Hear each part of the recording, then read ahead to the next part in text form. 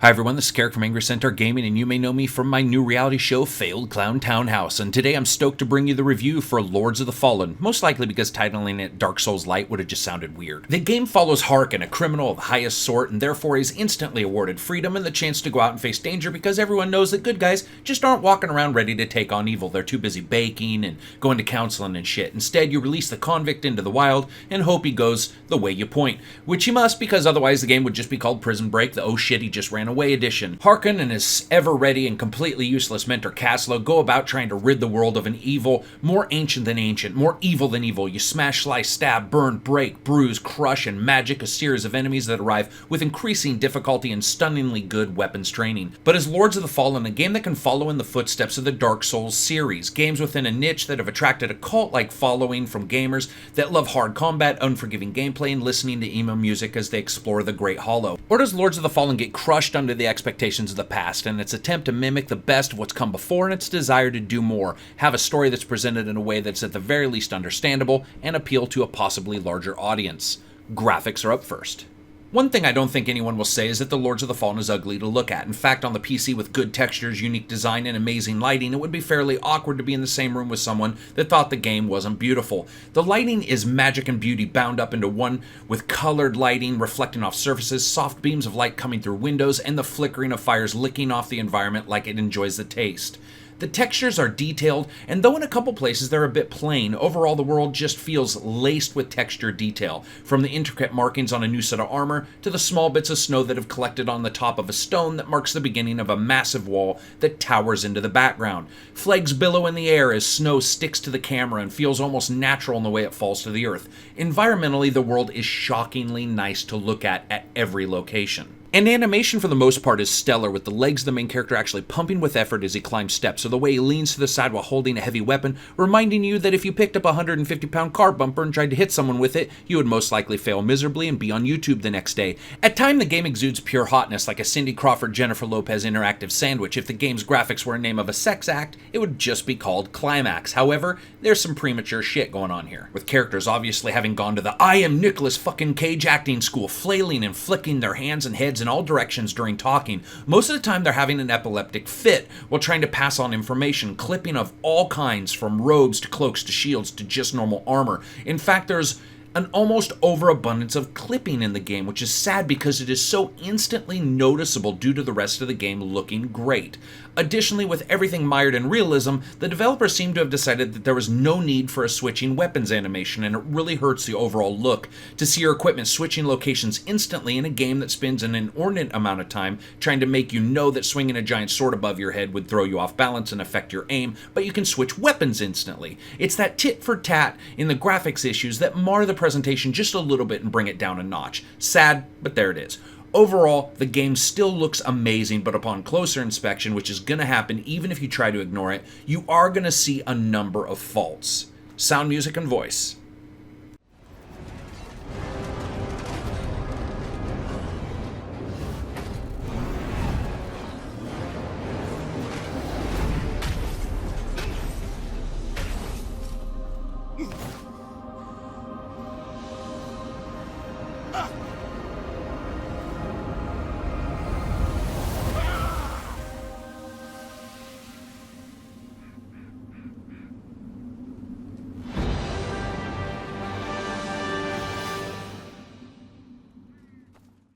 Well, I can say one thing, the sound is simply phenomenal. Whether it's the clash of swords in a stone hallway, the smash of hammer against the hardened dirt of a graveyard that might not be empty, or the crackling of fire as you light someone ablaze, they are epic. They're big, they're in your face with an assortment of special effects scattered throughout. Tonally, the sound mix thunders low with enemy shouts and missed hammer shots, and then climbs to ear-shattering highs when some enemies scream to their buddies that, hey, the dude that's been killing everyone is over here.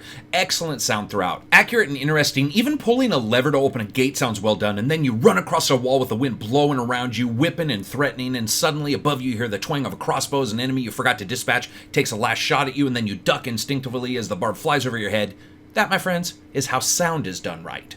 Music. Excellent. This is moody, classical, ambient, as envisioned by someone with a severe depression and a love for French horns. Even when you do well, the music doesn't really soar and make you feel better. Instead, it seems to throb around your feet like it's saying, "Good job, dickhead, do you want a medal or something?" I loved it. The entire score fits the game, doesn't make itself unwanted, and really fits the dark fantasy genre very well. Some will compare some of the tracks to music from Lord of the Rings, and I have to admit there's a very distinct layering at times that can remind you of the Lord of the Rings movies. But then again, there are a couple tracks that sound like they were maybe from the Conan movie, so you really can't complain either way. Just excellent music throughout, a perfect score.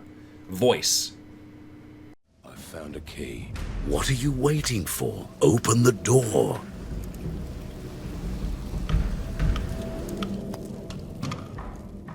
This is bound to be controversial across different reviews, but I enjoyed the voices immensely. This isn't good acting because of the animation issues I discussed before, but it is fair to good voice acting, and if you can ignore the palsy the characters seem to be experiencing, when they talk to one another, the voices in their lines are delivered well and with a weight to them that seems sufficient for people experiencing what could be the end of the world or the return of Amway. Sadly, one or two of the characters fail to ring true. The worst offender is the female character you meet fairly early on in the game. Her attitude, responses, and tone don't fit at all with what's going on, even though they tried to make it appear that she's sort of a jokester and roguish. It just doesn't work. It feels fake, forced, and unfriendly to the other voice actors. Her direction should have been more in line with the others, and instead of coming across dangerous and like a rogue, she comes across as someone who have never made it past the first sentry point at the castle gates, let alone into some of the dangerous areas in the game. However, that being said, the characters in the audio logs are great with one or two missteps. They really round out a tale, and though it's odd to pick up a scroll that's basically a magical digital recorder, that feature helps the game's story move along and helps you gain a historic feeling for what's happened before you arrived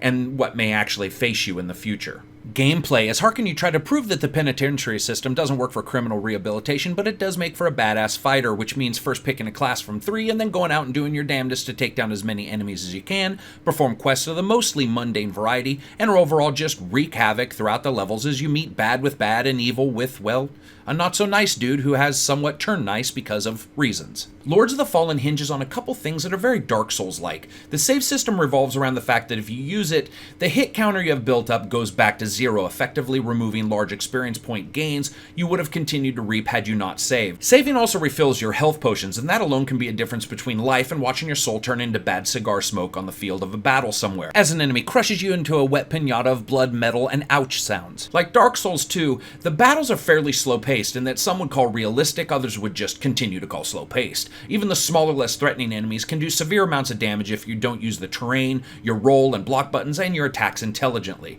The weight to everything in Lords of the Fallen seems heavier than Dark Souls. Even when you have a ton of points in your endurance skill and you aren't really wearing heavy armor, there's still a solid feeling to everything, something that feels better than Dark Souls and Demon Souls by far, but also lends a cumbersome feel to some equipment loadouts, which probably goes hand in hand with wearing the equivalent of a Sherman tank armor on your shoulders. Sadly, the combat really does teeter-totter between great and sort of crap, like they were two kids at playground, occasionally dipping their toes into the waters of awesome, then finding it too hot they leapt out as quickly as their little stumpy feet could take them. For example, the enemies are spaced out fairly far apart from one another and have the spatial awareness of an animated piece of toast. You can stand 5 feet from someone and they won't do a thing. They'll just sit there staring off into space and snow, thinking about demon TV shows and if Honey Boo Boo will get another series deal. A game that fights so hard to be realistic does feel fairly artificial when things like this happen, and yet it doesn't happen all the time, which begs the question, what the fuck is going on behind the scenes in the AI routine that can cause it? I'm not going to call it a bug, but it's bug-like and detracts heavily at times from the enjoyment of the game.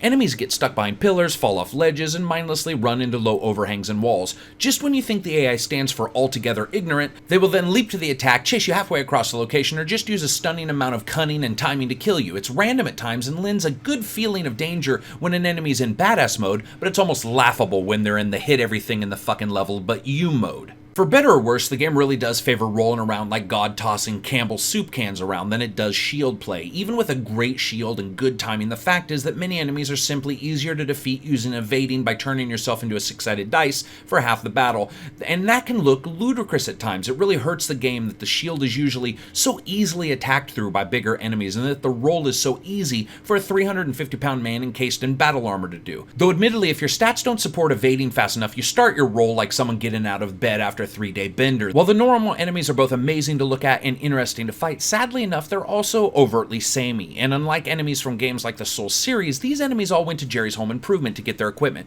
meaning that they may be bigger, smaller, faster, more like a rabid porcupine than the last enemy you fought. They will invariably feel like they came off an assembly line called Badass Dudes in Armor with red eyes incorporated, and that can get boring pretty quickly. Now, to help you battle all these guys and get through the battles as you explore, you find new armor, weapons, and runes to enhance those items with elemental power. Every weapon and piece of armor is a give and take of burden, badassness, and bashing as you try to find the right armor, weapon, and rune set to augment your playing style, while at the same time not allow enemies to one-hit you into oblivion. The choices are almost endless and can take an incredible amount of time within the game to sort out, identify, and outfit correctly. Many deaths can occur by a simple mistake in a couple pieces of armor that don't help out your own playstyle, and the game rewards those who pay attention, follow specific attribute tracks when upgrading, and match that track with specific weapons and armors that fit it. The game fills the "I want to look like a cross between the front of a freight train and a Christmas ornament" gulf I never knew I really had. Some of the armor is like a 7-layered cake of awesome steel and bird cages. It's both awe-inspiring and amazing in its design, and that's exactly the kind of stuff that I like.